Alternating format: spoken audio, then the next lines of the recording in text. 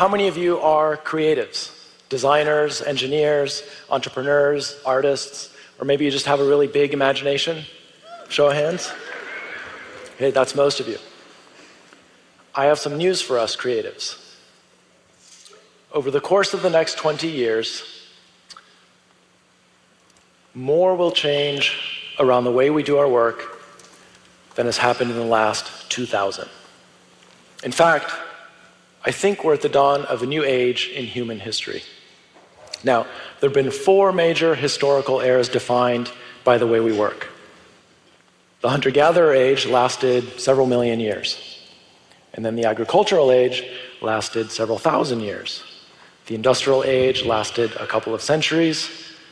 And now the information age has lasted just a few decades. And now today, we're on the cusp of our next great era as a species. Welcome to the augmented age. In this new era, your natural human capabilities are going to be augmented by computational systems that help you think, robotic systems that help you make, and digital nervous system that connects you to the world far beyond your natural senses.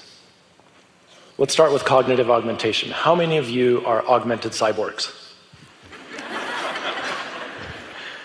I would actually argue that we're already augmented. Imagine you're at a party and somebody asks you a question that you don't know the answer to. If you have one of these, in a few seconds, you can know the answer. But this is just a primitive beginning. Even Siri is just a passive tool. In fact, for the last 3.5 million years, the tools that we've had have been completely passive. They do exactly what we tell them and nothing more. Our very first tool only cut where we struck it. The chisel only carves where the artist points it. And even our most advanced tools do nothing without our explicit direction. In fact, to date, and this is something that frustrates me, we've always been limited by this need to manually push our wills into our tools, like literally using our hands, even with computers. But I'm more like Scotty in Star Trek. I want to have a conversation with the computer, right? I want to say, computer, let's design a car. And the computer shows me a car. And I say, no, more fast-looking and less German. And bang, the computer shows me an option.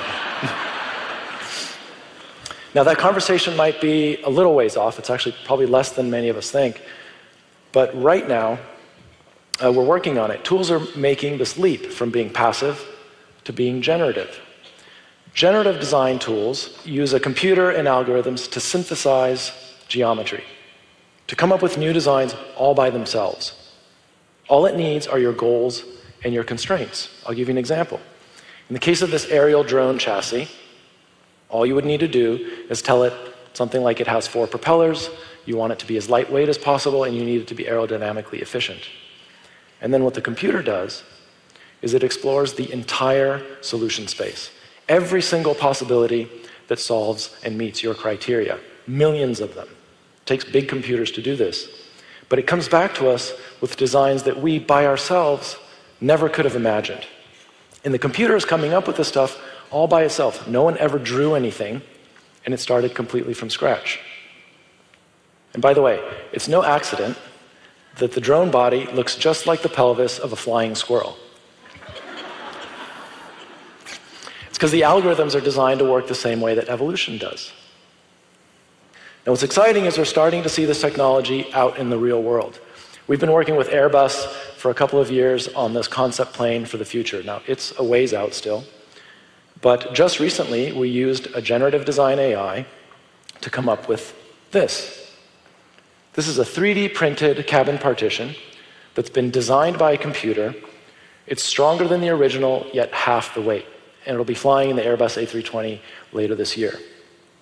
So computers can now generate. They can come up with their own solutions to our well-defined problems. But they're not intuitive. They still have to start from scratch every single time. And that's because they never learn, unlike Maggie. Maggie's actually smarter than our most advanced design tools. What do I mean by that? If her owner picks up that leash, Maggie knows with a fair degree of certainty that it's time to go for a walk. And how did she learn? Well, every time the owner picked up the leash, they went for a walk. And Maggie did 3 things. She had to pay attention, she had to remember what happened, and she had to retain and create a pattern in her mind. Interestingly, that's exactly what computer scientists have been trying to get AIs to do for the last 60 or so years. Back in 1952, they built this computer that could play tic-tac-toe. Big deal. Then 45 years later, in 1997, Deep Blue beats Kasparov at chess. In 2011, Watson beats these 2 humans at Jeopardy, which is much harder for a computer to play than chess is. In fact, rather than working from predefined recipes, Watson had to use reasoning to overcome his human opponents. And then, a couple of weeks ago, DeepMind's AlphaGo beats the world's best human at Go, which is the most difficult game that we have. In fact, in Go, there are more possible moves than there are atoms in the universe. So in order to win, what AlphaGo had to do was develop intuition. And in fact, at some points, AlphaGo's programmers didn't understand why AlphaGo was doing what it was doing. And things are moving really fast. I mean, consider, in the space of a human lifetime, computers have gone from a child's game to what's recognized as the pinnacle of strategic thought. What's basically happening is computers are going from being like Spock to being a lot more like Kirk. Right? From pure logic to intuition. Would you cross this bridge? Most of you are saying, oh, hell no. And you arrived at that decision in a split second. You just sort of knew that that bridge was unsafe.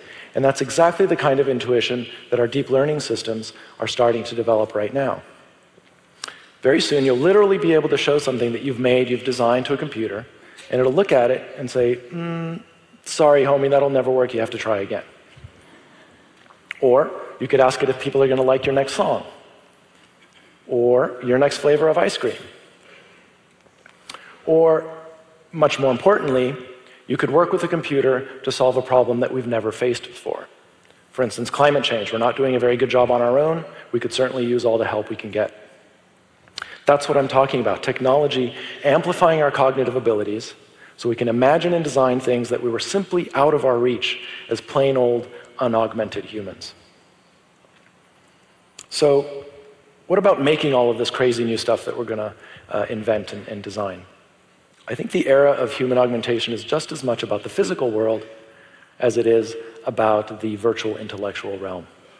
So how will technology augment us? In the physical world, robotic systems. Okay, there's certainly a fear that robots are going to take jobs away from humans, and that is true in certain sectors.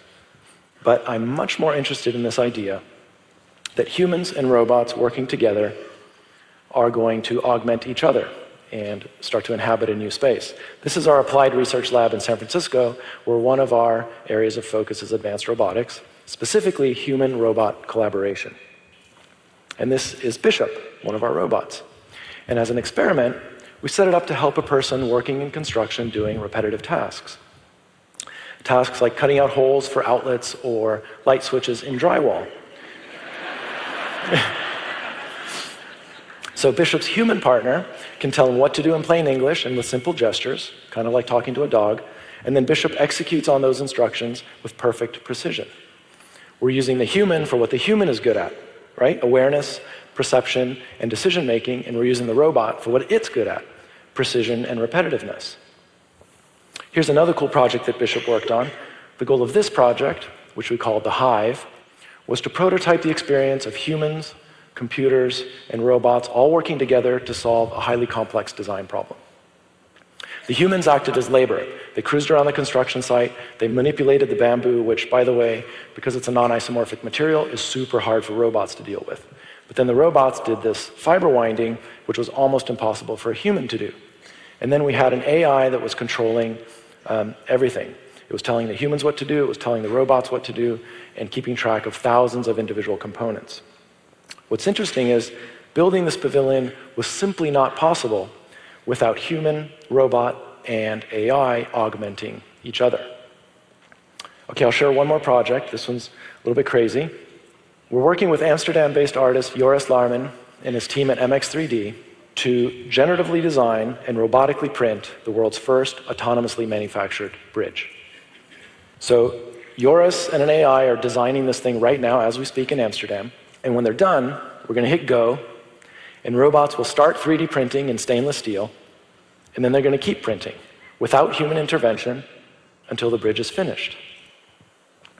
So as computers are going to augment our ability to imagine and design new stuff, robotic systems are going to help us build and make things that we've never been able to make before. But what about our ability to sense and control these things? What about a nervous system for the things that we make? Our nervous system, the human nervous system, tells us everything that's going on around us. But the nervous system of the things we make is rudimentary at best. For instance, a car doesn't tell the city's public works department that it just hit a pothole at the corner of Broadway and Morrison.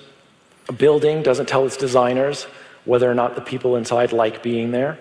And the toy manufacturer doesn't know if a toy is actually being played with, how and where, and whether or not it's any fun. Look, I'm sure that the designers imagined this lifestyle for Barbie when they designed her, right? But what if it turns out that Barbie's actually really lonely? If the designers had known what was really happening in the real world with their designs, the road, the building, and Barbie, they could have used that knowledge to create an experience that was better for the user. Now, what's missing is a nervous system connecting us to all of the things that we design, make, and use. What if all of you had that kind of information flowing to you from the things you create in the real world? With all of the stuff we make, we spend a tremendous amount of money and energy, in fact, last year about $2 trillion, convincing people to buy the things that we've made. But if you had this connection to the things that you design and create, after they're out in the real world, after they've been sold or launched or whatever, we could actually change that and go from making people want our stuff to just making stuff that people want in the first place. The good news is we're working on digital nervous systems that connect us to the things we design. We're working on one project with a couple of guys down in Los Angeles called the Bandito Brothers and their team. And one of the things these guys do is build insane cars that do absolutely insane things. These guys are crazy, in the best way. And what we're doing with them is taking a traditional race car chassis and giving it a nervous system. So we instrumented it with dozens of sensors, and then we put a world-class driver behind the wheel, took it out to the desert, and drove the hell out of it for a week.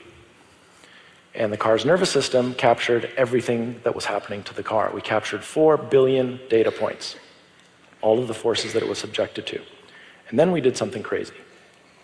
We took all of that data and plugged it into a generative design AI that we call Dreamcatcher. So what do you get when you give a design tool a nervous system and you ask it to build you the ultimate car chassis?